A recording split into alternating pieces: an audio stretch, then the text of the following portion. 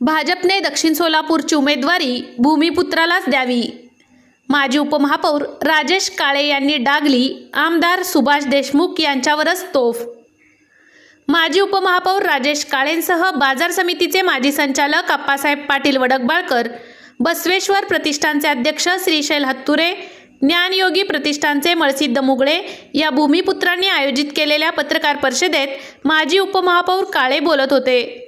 तसेच पुढे बोलताना त्यांनी सांगितले की दक्षिण सोलापूर विधानसभा मतदारसंघातील भाजपचे विद्यमान आमदार सुभाष देशमुख यांच्याविषयी मतदारसंघात प्रचंड नाराजी असून त्यांच्याऐवजी भूमिपुत्र असलेले माजी उपसभापती रामप्पा चिवडशेट्टी, बाजार समितीचे माजी संचालक अप्पासाहेब पाटील वडकबाळकर, बसवेश्वर प्रतिष्ठानचे अध्यक्ष श्रीशैल हत्तुरे, ज्ञानयोगी प्रतिष्ठानचे मळसिद्ध मुगळे किंवा सचिन चव्हाण या भूमिपुत्रांपैकी कोणालाही भाजपने उमेदवारी दिल्यास या मतदारसंघात या पक्षाचा उमेदवार निवडून येऊ शकतो. तेव्हा दक्षिण सोलापूरचा उमेदवार भाजप नेतृत्वाकडून यंदा बदलण्यात यावा अशी मागणी माजी उपमहापौर राजेश काळे यांनी यावेळी केली. तसेच मंद्रुप MIDC सारखे प्रश्न त्यांना हाताळण्यात अपयश आलेले आहे असेही यावेळी त्यांनी नमूद केले. यावेळी अप्पासाहेब पाटील वडकबाळकर, श्रीशैल हत्तुरे आणि मळसिद्ध मुगळे यांनी देखील आमदार सुभाष देशमुख यांच्यावर तोफ डागली. पक्षावर जनता नाराज नसून आमदार सुभाष देशमुख यांच्यावर नाराज असल्याचेही या भूमिपुत्रांनी खास करून सांगितले.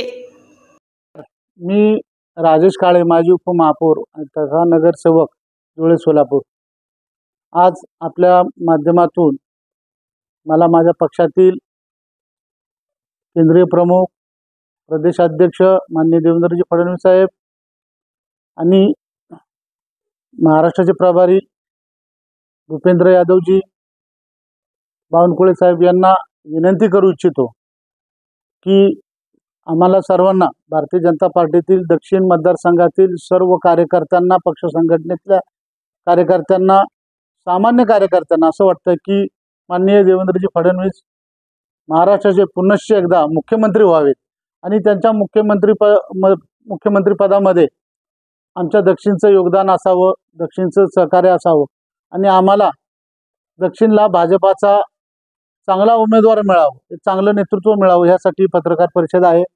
या माध्यमातून मी सांगू इच्छितो की गेल्या 2 टर्ममध्ये विद्यमान आमदारांनी स्वतःची विश्वासार्हता गमावली आहे.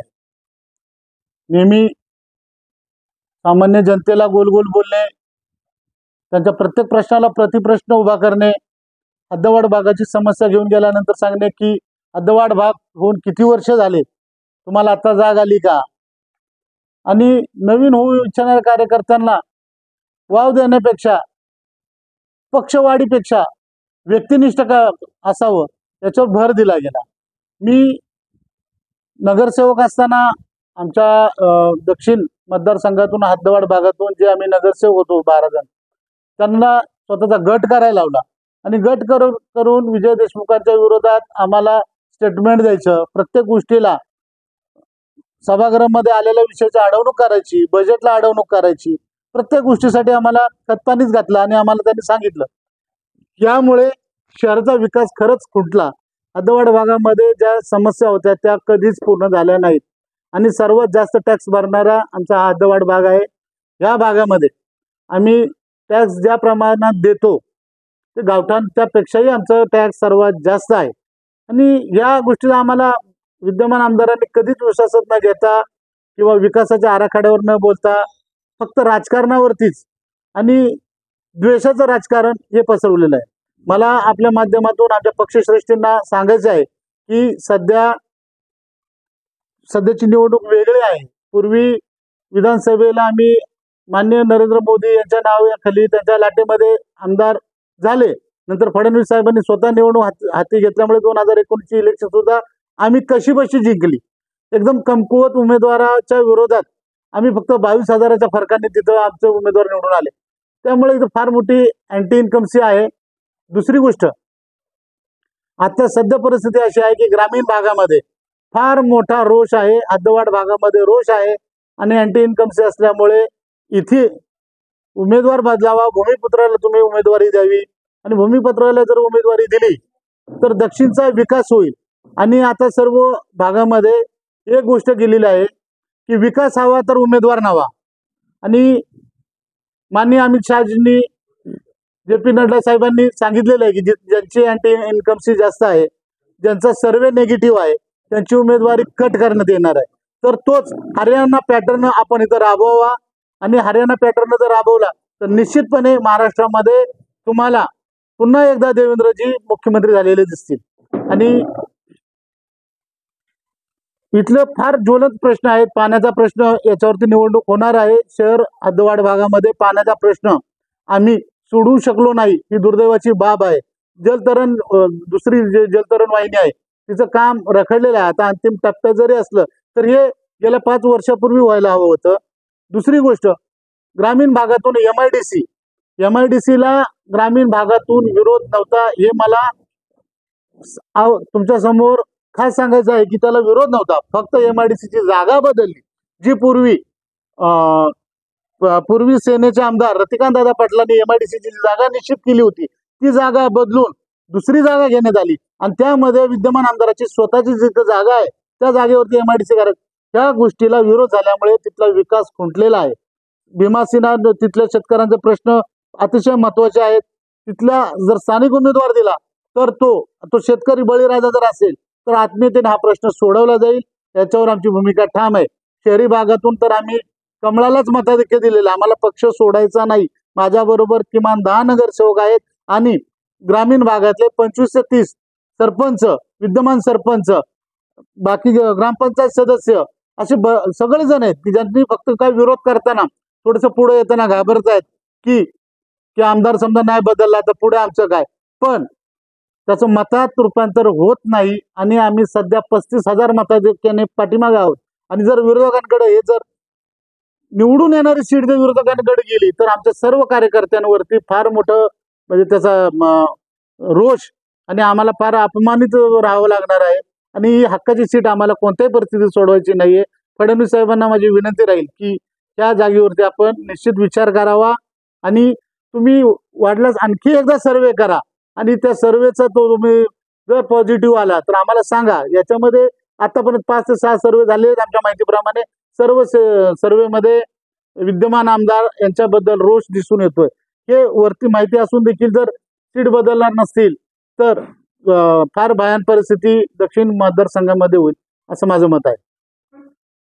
विद्यमान आमदारांचं जर तिकीट कट झालं तर परिवर्तन आघाडी, जी तिसरी आघाडी स्थापन होणार आहे, तर त्यांनी आम्हाला शब्द दिलेला आहे की जर जिथला आमदार भारतीय जनता पार्टीने बदलला तर आम्ही परिवर्तन आघाडी डिझॉल्व्ह करू आणि आम्ही तुम्हाला सहकार्य करू, आम्ही तुमच्या बरोबर असू आणि ज्याला उमेदवारी देऊ त्यासाठी आम्ही जीवाचं रान करून निवडून आणू, असा आम्हाला शब्द परिवर्तन आघाडीचे युवराज भैया राठोड यांनी दिलेला आहे.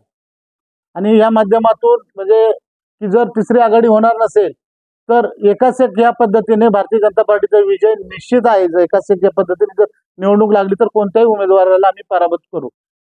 विद्यमान आमदारांचं जर तिकीट कट झालं तर परिवर्तन आघाडी, जी तिसरी आघाडी स्थापन होणार आहे, तर त्यांनी आम्हाला शब्द दिलेला आहे की जर जिथला आमदार भारतीय जनता पार्टीने बदलला तर आम्ही परिवर्तन आघाडी डिझॉल्व्ह करू आणि आम्ही तुम्हाला सहकार्य करू, आम्ही तुमच्या बरोबर असू आणि ज्याला उमेदवारी देऊ त्यासाठी आम्ही जीवाचं रान करून निवडून आणू, असा आम्हाला शब्द परिवर्तन आघाडीचे युवराज भैया राठोड यांनी दिलेला आहे.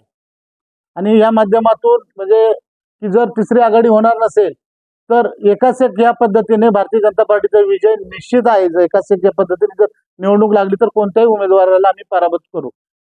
तर विषय काय म्हणजे भूमिपुत्राला मतदारसंघामध्ये रोजच्या अडचणी नागरिकांचा भागवण्यासाठी रोज काय अडचणी आहेत. सध्या आता आम्ही नगरसेवकाबरोबर प्रत्येक वार्डात फिरलेले आहे. हदवाड भागात काही ठिकाणी रोडचे अजून कामं नाही आहेत. पावसाळ्यात ते रोडचे खड्डे वगैरे आहेत, लाईट आहे आणि 24 तास मी अनेक वर्षापासून पाण्याचा प्रश्नाचं सेना भीमा संघर्ष समिती म्हणून काम करत आहे आणि अनेक वर्षापासून त्याचं पाण्याचं प्रश्न कसं सोडवायला पाहिजे ते काम मी करत आलेलं आहे. तर शहरातलं आता विषय म्हणजे 24 तास पाणी, लाईट हा त्यांचा महत्त्वाचा विषय आहे आणि रोड हदवाड भागाचे हे अनेक प्रश्न आता पूर्ण पाण्याने झालेले नाही आहे. पण जास्तीत जास्त पक्षाने कामं केलेली आहेत, त्याला काय वाद नाही. ते अनेक कामं आपण तिथं भागात सोडू. आणि दुसरं म्हणजे दक्षिण तालुक्यात सीना भीमा संघर्ष समितीचं मी अध्यक्ष आहे आणि मी अनेक अधिकाऱ्यापर्यंत पोचलो आणि बसलो, चर्चा केलो आणि आंदोलन केलो पाण्यासाठी अनेक वेळा अधिकाऱ्याच्या विरोधात. वेळोवेळ टेल हेंड पासून वरपर्यंत पाण्याचा प्रश्नासाठी मांडलेला आहे. वडापूर बॅरेज कम धरणसाठी मांडलेला आहे. तर अनेक हे प्रश्न सुटायला पाहिजे. तर तिथं भूमिपुत्रालाच माहीत आहे तिथं काय करायला पाहिजे काय नाही.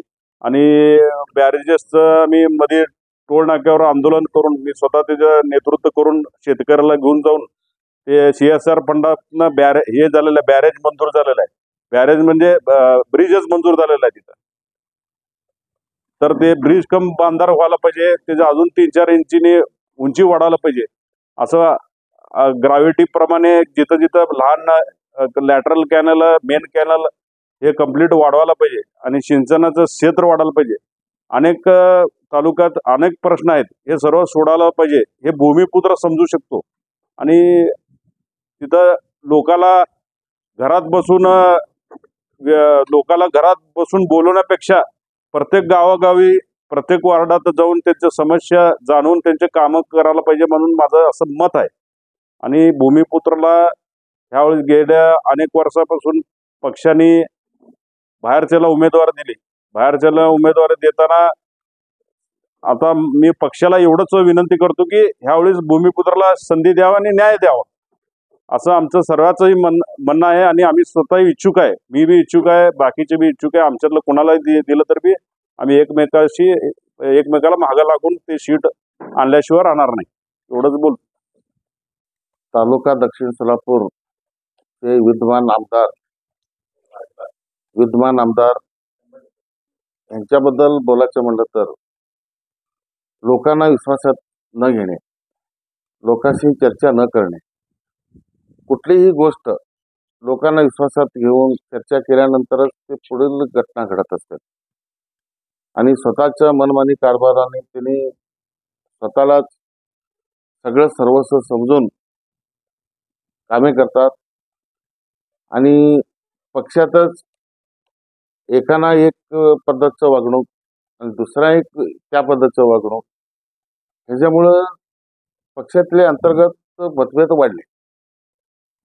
त्याच्यामुळं हा प्रसंग उद्भवला. कारण का एक तालुक्याचा नेता जो कसा असतो तो सगळ्यांना सांभाळून घेणारा नेता असतो, तसंही कृत्य काही घडलेलं नाही. कारण का माझा स्वतःचा मुलगा सुद्धा एक आता नगरसेवक आहे त्या पार्टीमध्ये. वागणूक आता बघत असतो मी, जवळून पाहत असतो म्हणून मी बोलत असतो. आणि हे जे वागणूक आहे त्या वागणुकीमुळं फक्त सुभाष देशमुख आमदार ह्याच्यावर लोकांचं नाराजी आहे आणि पक्षावर कुणाचीही नाराजी नाही. फक्त पार्टीने एवढंच करायला पाहिजे की उमेदवार बदलून द्यायला पाहिजे. आणि उमेदवार बदलल्यास तिथं 1001% तालुका दक्षिण सोलापूरमध्ये BJPचा झेंडा लागणार, थोडं मी सांगू इच्छितो. 251 सोलापूर दक्षिण विधानसभा मतदारसंघामध्ये आजपर्यंत भारतीय जनता पार्टीच्या माध्यमातून मुख्यत्वे करून कामं झाले असतील, परंतु कामं झाले असताना देखील मोठ्या प्रमाणात जे अँटी इन्कम्बन्सी आहे या गोष्टीचा जर विचार केला तर प्रचंड प्रमाणात दक्षिण सोलापूर तालुक्यामध्ये विद्यमान आमदाराच्या विरोधात असंतोषाची लाट आहे. तर अशा प्रसंगामध्ये आमच्या सगळ्यांची भूमिका हेच आहे, आम्ही पार्टी विरोधक नाही आहे, भारतीय जनता पार्टीचे आम्ही निष्ठावान कार्यकर्ता आहे. तरी परंतु आज दक्षिण सोलापूरमधील नाराजीची जर सूर बघितली, सर्वसामान्य लोकांमध्ये बोललं गेलेलं विद्यमान आमदारांच्या संदर्भात जी चर्चा चालू आहे, हे सगळ्या गोष्टी लक्षात घेतल्या असता मी पार्टीच्या वरिष्ठांना आपल्या माध्यमातून विनंती करू इच्छितो की दक्षिण सोलापूर तालुक्यामध्ये आज भारतीय जनता पार्टीच्या विरोधात लोक नसून विद्यमान आमदारांच्या विरोधात आज लोक आहेत. तर अशा या प्रसंगामध्ये आता सध्या आम्ही जे इच्छुक उमेदवार आहे भूमिपुत्र म्हणून, तर या दक्षिण सोलापूर तालुक्यातील कुठल्याही दक्षिण सोलापूर विधानसभा मतदारसंघातील कुठल्याही इच्छुक उमेदवाराला तुम्ही सर्वे टाकावा आणि तुम्ही सीट ठरवावं. तर आम्ही इच्छुक, मी स्वतः देखील इच्छुक उमेदवार आहे. तुम्ही जे उमेदवार बदलून द्याल त्या उमेदवाराचं आम्ही सगळ्यांनी पूर्ण ताकदीनं त्यांच्या पाठीशी राहून काम करू आणि निश्चितच परत भारतीय जनता पार्टीचं तिसऱ्यांदा या ठिकाणी आमदार करण्यासाठी आमचा सहयोग राहील.